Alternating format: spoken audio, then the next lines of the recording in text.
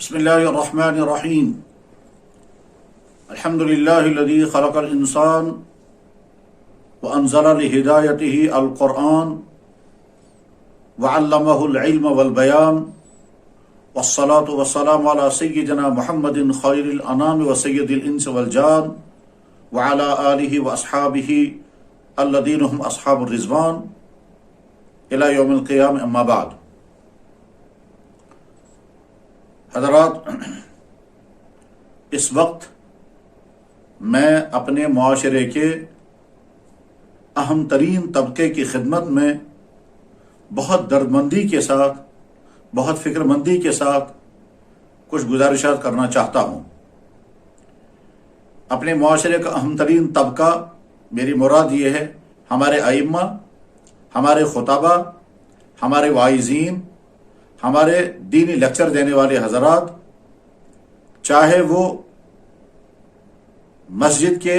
ممبر پر بیٹھ کر کے خطاب کر رہے ہوں، یا کسی دینی جلسے میں خطاب کر رہے ہوں، یا اصلاح معاشرے کے عنوان سے قائم ہونے والے کسی جلسے میں خطاب کر رہے ہوں، یا سیرت مبارکہ کے عنوان سے کسی جلسے خطاب کر رہے ہوں، یا اس کے علاوہ کوئی بھی موقع ہو یا مجلس ہو جس میں ان کو دین کے خطاب کرنے کا موقع مل رہا ہو، ان تمام حضرات سے میں اس وقت چند گزارشات بہت دردمندی کے ساتھ عرض کرنا چاہتا ہوں. حضرات، سکول کا ٹیچر ہو یا مدرسے میں پڑھانے والا استاد ہو، اس سکول کے ٹیچر کو اپنا سلیبس پڑھانا ہوتا ہے، اور مدرسے میں پڑھانے والے استاد کو اپنی وہ کتاب، اس کتاب کا وہ سبق پڑھانا ہوتا ہے جس کتاب کے پڑھانے کے لیے وہ اپنے پڑھانے کے منصب پر بیٹھا ہے. اگر سکول کا ٹیچر یا مدرسے میں پڑھانے والا استاد اپنا سبق چھوڑ کر، اپنا نصاب چھوڑ کر کے بڑی مزیدار کہانیاں بچوں کو سنائے، اور بچوں کو پتہ نہ چلے کہ اس نے ہمارا نقصان کیا، ہمارا اصل موضوع جو ہمیں سنانا چاہیے تھا وہ ہمیں نہیں بتایا، تو بچے اپنی نافہمی کی وجہ سے خوش ہوں گے، کیونکہ ان کو بڑی مزیدار سٹوری سنائی گئی. درجے میں بچے جو ہیں وہ بڑے خوش ہوں گے کیونکہ ان کو بہت مزیدار قسم کا واقعہ سنایا گیا، لیکن وہ نہیں سمجھ پائیں گے کہ ہمارا کتنا بڑا نقصان ہو گیا. اس پڑھانے والے شخص کو چاہیے تھا کہ ہمیں وہ پڑھاتا جس کے لیے ہم یہاں بیٹھے ہیں، ہمیں وہ بتاتا جس کے لیے ہم یہاں کلاس میں آئے ہیں. بس ٹھیک اسی طرح سے خطاب کرنے کے لیے جو ہمارا امام بیٹھتا ہے، اس کو پہلے یہ سمجھنا چاہیے کہ یہ منصب جو مجھے ملا ہے یہ کتنا عظیم منصب ہے. اس سلسلے میں پہلی گزارش یہ ہے، جس کو بھی کرسی پر بیٹھ کر، ممبر پر بیٹھ کر کے بیان کرنے کا موقع مل رہا ہے، وہ یہ بار بار سمجھے کہ اللہ کا بہت بڑا انعام، اللہ کا بہت بڑا احسان، اللہ کی بہت بڑی مہربانی ہے کہ آپ کا بولنا، آپ کی زبان دین بولنے میں کے لیے استعمال ہو رہی ہے. آپ قال اللہ و قال رسول پڑھا رہے ہیں، بول رہے ہیں. بولنے والے سارے بولتے ہیں، اس میں اچھا بھی بولتے ہیں، غلط بھی بولتے ہیں، مجلسوں میں بولتے ہیں، گھروں میں بھی بولتے ہیں، دفتروں میں بولتے ہیں، گندی باتیں بھی بولتے ہیں، صحیح بھی بولتے ہیں. لیکن یہ بولنا سب سے زیادہ قیمتی ہے، کیونکہ آپ امت کے سامنے بیٹھ کر کے، چاہے سامنے آپ کے چند افراد ہوں، چاہے بہت بڑا مجمع ہو، بار بار استحضار کریں کہ اللہ نے مجھے اس مقام پر بیٹھنے کی توفیق عطا فرمائی، ایسے اسباب اور وسائل جمع ہو گئے کہ یہ کرسی مجھے مل گئی، اور میں اللہ کا پیغام، اللہ کے نبی کا سچا پیغام امت تک پہنچانے کے منصب پر بیٹھا ہوں. تو بار بار شکر پڑھنا چاہیے، اور ساتھ میں یہ بھی کہ لئن شکرتم لازیدنکم، اگر تم شکر گزار رہو گے تو میں تمہیں اور عطا کروں گا. تو وہ اگر ہمیں یہ منصب ملا اور اس منصب پر بیٹھ کر بولنے کی نعمت ہمیں مل گئی، ہم اس پر شکر ادا کریں، اللہ کا احسان مانیں، اس کے بعد پھر اس موضوع کا حق ادا کرنے اور اس منصب کا حق ادا کرنے کی بھی اللہ تعالیٰ توفیق عطا فرمائیں گے، کیونکہ اللہ کا وعدہ ہے. تو ایک تو یہ احساس پیدا ہو جانا چاہیے کہ اللہ نے ہم کو بہت بڑا انعام عطا فرمایا، امت کے سامنے کھڑے ہو کر کے ہمیں دین بولنے کا منصب مل گیا. الحمدللہ رب العالمین. یہ وہ منصب ہے جس منصب پر حضرات انبیاء علیہ الصلوۃ والسلام بیٹھا کرتے تھے. یہ وہ منصب ہے جس پر بعد میں صحابہ، تابعین، تبع تابعین، فقہا، محدثین، اولیاء کرام اور ائمہ، یعنی میرے کہنے کے معنی ہے اللہ کے نبی علیہ السلام کی دنیا تشریف لینے کے بعد اس منصب پر بیٹھے صدیق اکبر، اس منصب پر بیٹھے فاروق اعظم، اس منصب پر بیٹھے عثمان غنی، اس منصب پر بیٹھے علی بن ابی طالب رضی اللہ تعالی عنہم اجمعین، اس منصب پر بیٹھے عظیم الشان شخصیات عظیم شان شخصیات کے منصب پر اب آپ اس وقت اسی منصب پر بیٹھے ہوئے ہیں، اس لیے اپنے اندر بار بار اللہ کے اس عطا کا استحضار کر کے شکر ادا کرتے رہیں۔ دوسرے، امت کو وہ چیز دیں جس کی اس وقت امت کو ضرورت ہے۔ آپ کسی اچھے سے اچھے موضوع کا انتخاب کر سکتے ہیں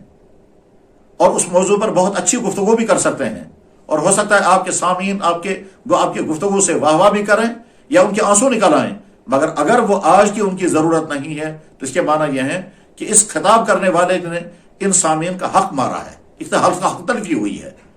اس نے وہ چیز ان کو دی ہے جو ان کی ضرورت ہے ہی نہیں۔ لیکن ان بیچاروں کو بھی پتہ نہیں ہے کہ ہمیں وہ چیز دی جا رہی ہے جس کی ہمیں اس وقت ضرورت نہیں ہے، جو اپنی جگہ بہت اہم ترین موضوع تو ہو سکتا ہے مگر اس وقت ہماری وہ ضرورت نہیں ہے۔ مثلا فرض کیجئے ہم اگر کالج کے لڑکوں میں بیان کرنے لگے اور ان کو بتائیں کہ اسلام نے بیوی کے کیا کیا حقوق رکھے ہیں، تو بہت اچھا موضوع ہے مگر یہ ان کالج کے بچوں کا موضوع نہیں ہے۔ اور اس کے مقابلے میں اگر ہم کالج کے بچوں کو بتائیں کہ آپ اس وقت زندگی کے جس سٹیج پر ہیں، اس سٹیج میں آپ کو کن کن چیزوں کے خطرات ہیں، اور یہ وہ خطرات اچھی طرح سے سمجھ کر کے پھر بچوں کو بتائے جائیں گے، اس کے معنی یہ ہے کہ آپ نے وہ موضوع منتخب کیا ہے جس موضوع کی انسان کو ضرورت ہے۔ غرض یہ کہ موضوع کا انتخاب کرنے میں آج کے حالات کو پیش نظر رکھنا بہت زیادہ ضروری ہے۔ اگر ہمارے سارے امام، اگر ہمارے سارے خطاب کرنے والے، جمعوں کے خطاب کرنے والے حضرات خطبہ، اگر ہمارے جلسوں میں بیان کرنے والے ہمارے واعظین اور گفتگو کرنے والے، بیان کرنے والے مقررین، اگر یہ تمام حضرات موضوع کا صحیح انتخاب کریں اور صحیح انتخاب کے بعد اس موضوع پر جتنا مواد چاہیے وہ سارا مواد مہیا کریں، اور اس کے بعد پھر درد مندی کے ساتھ اور فکر مندی کے ساتھ اور میٹھے انداز میں اور مدلل کر کے بات کریں گے، اور ساتھ میں اپیل کرنے کا انداز ہو، یعنی والدین سے جب کہا جائے آپ کے بچے بگڑ جائیں گے، اس کے نتیجے میں کیا کیا نقصان ہوگا، اور اپیل کرنے کے انداز میں جب وہ گفتگو کریں گے تو انشاءاللہ اس کے مفید سے مفید تر اثرات مرتب ہونا یقینی ہے، تجربات ہوتے رہتے ہیں۔ تو موضوع کے انتخاب میں بہت زیادہ احتیاط برتنی چاہیے۔ اس احتیاط برتنے کے معنی یہ ہیں، آج کی امت کی ضرورت اللہ کا صحیح تعارف، نبی کا تعارف، اسلام کی حقانیت، ایمان کی حقیقت، اعمال کی حقیقت، اخلاق کی حقیقت، برے کردار کے برے انجام، اور خاص طور پر جو برائیاں سوسائٹی میں پھیلتی ہیں، مثلا ڈرگز، مثلا شراب نوشی، مثلا کرپشن اور رشوت، مثلا بازاروں میں ملاوٹ، مثلا حق تلفیاں، مثلا نوجوان لڑکوں اور لڑکیوں کے غلط تعلقات، مثلا آوارگی، مثلا فضول خرچی، مثلا آخرت فراموشی، مثلا برائیوں میں مگن ہو کر کے یہ سمجھنا کہ زندگی نام ہے انجوائے کرنے کا، زندگی نام ہے عیش اڑانے کا، یہ جو ذہنیت وجود میں آ گئی ہے، اس ذہنیت کو سامنے رکھ کر کے آپ کے بیانات ہونے چاہیے اللہ کے وجود، اللہ کی توحید، الہ کی نفی، شرک کی نفی، اللہ کے نبی کا تعارف، نبی کی شخصیت کے وہ پہلو جو پہلو آج کے انسان کو اپیل کرنے والے ہوں، وہ شخصیت کے وہ پہلو، حضرات صحابہ کرام کے وہ کارنامے جو آج کے انسانوں کے لیے بطور نمونے کے پیش کیے جا سکتے ہوں۔ اس میں حضرات صحابہ کرام جب حکمران تھے تو ان کے حکمرانی کی مثالیں، صحابہ کرام جوان تھے تو جوانوں کی مثالیں، صحابیات جو خواتین تھی ان کے پاکدانی کی مثالیں، خاص طور پر حضرت عائشہ اور حضرت فاطمہ الزہرا رضی اللہ تعالیٰ کے واقعات آج کے مسلمان بیٹیوں کے جب سنائے جائیں گے تو گویا آج کے انسانین کے لیے آپ ایک بہترین مواد پیش کر رہے ہیں۔ دنیا کے ہر کام کے لیے کچھ اصول و ضوابط ہیں، اسی طرح سے ممبر پر بیٹھ کر کے گفتگو کرنے کے لیے بھی کچھ نہ کچھ اصول و ضوابط لازماً ہیں اور ہونے بھی چاہیے۔ ان میں سے ایک اہم ترین ضابطہ یہ ہے کہ آپ کی گفتگو سے کسی کی دل شکنی نہ ہو، آپ کی گفتگو سے کوئی انتشار نہ پھیلے، آپ کسی طبقے کو اٹیک کر کے کسی طبقے کی حمایت نہ کریں، آپ وہ اسلام پیش کریں جس اسلام کو تمام لوگ مانتے ہیں۔ میں اگر صاف عرض کرنا چاہوں گا تو میں آج کے تمام واعظین، مقررین، جمعے کے خطاب کرنے والے تمام حضرات کو چاہیے کہ ان تمام موضوعات کو سر دست معرض التوا میں رکھیں جن موضوعات سے سننے والوں کو نفع تو کچھ نہیں ہوگا، ہاں وقتی طور پر ان کو خوشی تو ہو سکتی ہے یا خدا نخواستہ انتشار ہو سکتا ہے۔ ہر وہ مسئلہ جو ہمارے بھائیوں میں سے کسی بھائی کا مسئلہ کا حصہ ہو، ہم اگر ہم اس مسلک کے حامی نہیں ہیں یا اس مسئلے میں اس رائے کے ہم حامل نہیں ہیں، ہم مان کر کے چلیں اس مسئلے میں دو رائے ہیں، ان کی رائے ان کے ساتھ ہے، ہماری رائے ہمارے ساتھ ہے، ہم نہ اپنی طور پر اس رائے کو موضوع گفتگو بنائیں گے اور نہ دوسرے بھائیوں کی اس رائے کو رد کریں گے۔ وہ اپنی رائے پر عمل کر رہے ہیں، ہم اپنی رائے پر عمل کر رہے ہیں۔ ہم موضوعات وہ منتخب کریں گے جو تمام مسلمان بھائیوں کے ہاں، تمام مسالک والوں کے ہاں کامن ہیں، مشترکہ ہیں، اور وہ زیادہ اہم ہیں بمقابلے اس کے کہ ہم ان مسائل کو موضوع گفتگو بنائیں جن مسائل سے ٹکراؤ تو ہوگا لیکن فائدہ کچھ نہیں ہوگا۔ اس کے ساتھ ساتھ ہی گویا بہت زیادہ ضروری ہے کہ ہم دوسرے مسلک کے اکابرین پر تنقیدیں نہ کریں، دوسرے مسلک کے اکابرین کی توہین نہ کریں۔ ٹھیک ہے، ہم اپنے مسلک کے اکابرین کا تعارف تو کرا سکتے ہیں، لیکن دوسرے مسلک کے اکابرین کی توہین اور تنقید کرنے سے امت کو نفع ہونے والا کچھ نہیں ہے، صرف توڑ تو ہوگا اور نقصان تو ہوگا اور ٹکراؤ ہو جائے گا، فائدہ اس کا کچھ نہیں ہے۔ میں اس سلسلے میں جو آخری اہم بات عرض کرنا چاہوں گا وہ یہ ہے کہ آج کا مسلمان علم کے اعتبار سے، ایمان کے اعتبار سے، اخلاق کے اعتبار سے اپنے اسلام سے دور ہے۔ اس میں ساری وہ نئی نسل جو نہ مدرسوں کے ساتھ جڑی ہوئی ہے، نہ کسی بزرگ سے وابستہ ہے، نہ کسی دینی اجتماع میں ان کا آنا ہوتا ہے، نہ کسی بزرگ کے ساتھ ان کا کوئی تعلق ہے، نہ وہ تبلیغ کے ساتھ جڑے ہوئے ہیں، وہ نئی نسل جو 99% ہے یا 90% ہے، وہ نئی نسل کسی کے ساتھ جڑی ہوئی نہیں ہے۔ اس نئی نسل کو سامنے رکھ کر کے اسلام اتنا پیارا بنا کر کے پیش کرنے کی ضرورت ہے کہ وہ یہ سمجھیں کہ اسلام ہماری ضرورت ہے، اور اسلام ہماری زندگی کو تنگ نہیں کرتا ہے بلکہ ہماری زندگی کو وہ ترقی دینا چاہتا ہے۔ ہماری زندگی کے لیے کامیابی اگر ہے تو اسلام میں ہی ہے، لیکن یہ تبھی ہوگا کہ جب ہم موضوع کا انتخاب بھی صحیح طور پر کریں اور اس کے لیے مواد بھی اچھے سے اچھا منتخب کریں، اور اس کے بعد گفتگو کا انداز بہت زیادہ پیارا ہو، بہت زیادہ حلاوت آمیز ہو، بہت زیادہ پرکشش ہو اور اپیل کرنے والا ہو، اور آپ کی گفتگو سے لگے کہ یہ ہمارا سننے والا سمجھے کہ میرا ہمدرد ہے، یہ مجھ پر تنقید کرنے والے نہیں ہیں بلکہ یہ میرے ہمدردی میں مجھ سے بات کرنے والے ہیں۔ جب اس انداز سے گفتگو کی جائے گی تو یقیناً امید کی جا سکتی ہے کہ اللہ تعالیٰ شانہ اس گفتگو کو مفید سے مفید تر بنائیں گے۔ اس وقت دین امت تک پہنچانے کے لیے سب سے زیادہ مؤثر پلیٹ فارم اگر ہے تو یہی مسجد کا ممبر اور محراب ہے، اور یہ ہمارے جلسوں کے سٹیج ہیں۔ اگر اس سٹیج کو اور اس پلیٹ فارم کو ہم ٹھیک طرح سے صحیح استعمال کرنے میں کامیاب ہو جاتے ہیں تو یقیناً ہم آج کے مسلمانوں کا دین بچانے کے لیے ایک بہت اہم ترین کام کر رہے ہیں۔ لیکن ایسا نہ ہو کہ یہی ممبر اور محراب جو ہیں وہ ہم بے فائدہ چیزوں میں استعمال کرنے لگے، یا ہماری نظروں میں وہ چیز فائدے مند تو ہو لیکن امت کی آج کی ضرورت نہیں ہے۔ میں امید کرتا ہوں کہ جو باتیں میں عرض کرنا چاہ رہا تھا اس موضوع سلسلے میں وہ باتیں میں نے عرض کر دی، اور اس سلسلے میں حدیث پیش کرنا چاہوں گا۔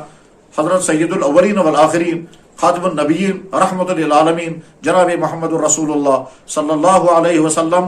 نے جب حضرت ابو موسیٰ اشعری اور حضرت معاذ بن جبل ان دونوں مقدس ترین صحابہ کو یمن کا گورنر بنا کر کے بھیجا تو اس وقت جو نصیحتیں آپ نے فرمائی ہیں وہ حدیث کے تمام کتابوں میں ہیں، خاص طور پر بخاری اور وغیرہ میں۔ اس میں آپ نے فرمایا بشرا ولا تنفرا ویسرا ولا تنفرا ویسرا ولا تعسرا، اور یہ حدیث بخاری شریف میں ایک جگہ پر ہے، اس میں ایک لفظ زائد ہے اور اس میں لفظ ہے ولا تطاوعا۔ میرا یہ دین وہاں لوگوں کو اس طرح پیش کرنا کہ ان کو لگے دین بہت بشارتوں والا ہے، اور ان کو لگے کہ دین بہت اپلیکیبل ہے، ان کو لگے کہ دین ہمارے لیے بہت زیادہ سوٹ کرنے والا ہے، اور وہ خوشدلی کے ساتھ دین کو قبول کرنے والے بنے۔ ولا تنفرا، اور میرا دین اس طرح پیش مت کرنا کہ ان کو دین سے نفرت ہو، دین ان کو بھاری لگے یا دین وہ آپس میں ٹکرانے لگے۔ وہ یسرا، اور میرا دین آسان سے آسان بنا کر کے پیش کرنا، ولا تعسرا، اور دین اس طرح پیش مت کرنا کہ لوگوں کو لگے کہ دین جو ہے وہ تنگی پیدا کرنے والا ہے، بلکہ یوں کہنا چاہیے کہ دین آسانیوں ماننے والا۔ اور اس کے بعد آپ نے فرمایا وتطاوعا، اور آپس میں تطاوع کرنا۔ تطاوع کے معنی یعنی دونوں صحابوں سے فرمایا کہ تم مل جل کر کے کام کرنا، ایک دوسرے کی بات مان کر کے کام کرنا، ایک دوسرے کی کاٹ مت کرنا، ایک دوسرے کی ٹانگیں مت کھینچنا، ایک دوسرے کی مخالفتیں مت کرنا۔ اگر ایک نے کوئی قدم اٹھایا تو تم اس پر تنقیدیں مت کرنا، اور اگر ایک نے کوئی رائے دی اور تم اس رائے کو نہیں قبول کرنا چاہتے تو نرمی کے ساتھ اس رائے کی کمیاں بتاؤ۔ لیکن اگر تم اپنی رائے پر اکڑے رہو گے، وہ اپنی رائے پر اکڑے رہیں گے، اور جس کام کے لیے تم کو بھیجا گا وہ کام وہی رہے گا، تم آپس میں ٹکرانے لگو گے، ایسا مت کرنا۔ یہ تمام مفہوم اس لفظ تطاوع میں شامل ہے، وہ سارا ہم سب کے لیے ہے۔ تو بشرا ولا تنفرا ویسرا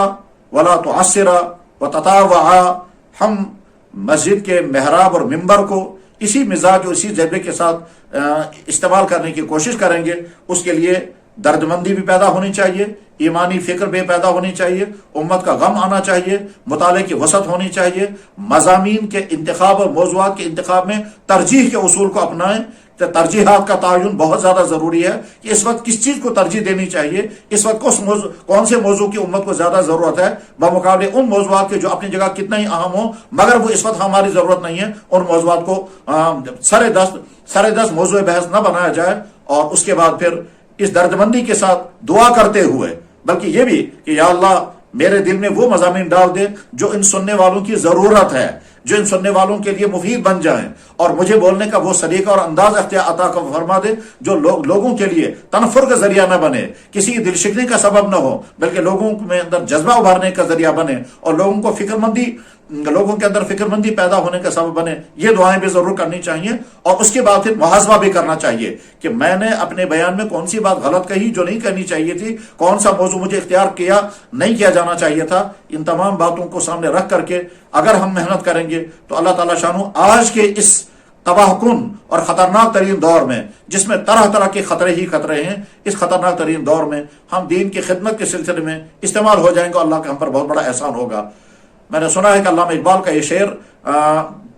उनके कलाम में मौजूद है, वस्ल के असबाब पैदा हों तेरी तकरीर से, देख कोई दिल न दुख जाए तेरी तहरीर से। अल्लाह इन बातों को इस बोलने वाले के लिए भी और सुनने वाले तमाम हजरात के लिए जहां जहां तक ये आवाज पहुंचे, खास तौर पर हमारे आइम्मा, हमारे खुतबा, हमारे मजलिसों में बयान करने वाले वाइजीन, हमारे मुकर्रिरीन, इन तमाम की खिदमत में बड़ी दर्दमंदी के साथ ये कुरान करीम, ये हदीस मुबारक और इस शेर के साथ ये गुजारिशात पेश की गई हैं। व आखिर दावाना अनिल हम्दुलिल्लाहि रब्बिल आलमीन बिरहमतिक या अरहमर राहिमीन।